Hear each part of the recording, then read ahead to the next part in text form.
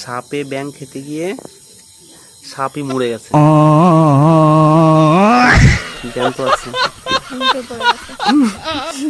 ব্যাং খেতে গিয়ে অজ্ঞান হয়ে গেছে সাপ। নিভে গেল কেন?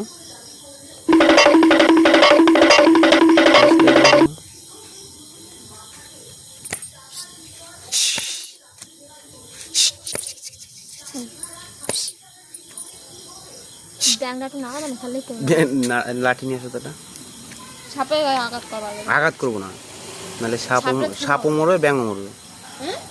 সাপও মরবে ব্যাঙও মরবে। ছাড়ি দাও, লাঠি নিয়ে আসো। অন্ধকারে খুঁজবো কি করে? কাঠি মাটি নিয়ে আসো। পাটকাঠি সামনে পাটকাঠি নিয়ে আসবেন।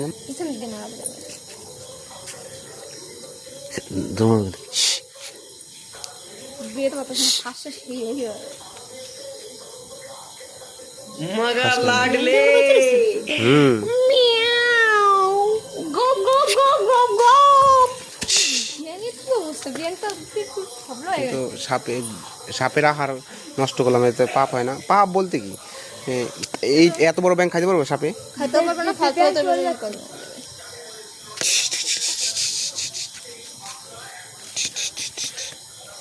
এইটা হিন্দি ঘোরাঘুরি করে জানো তো, এটা অর্ধেক পুরো খেবলা হয়ে গেছে।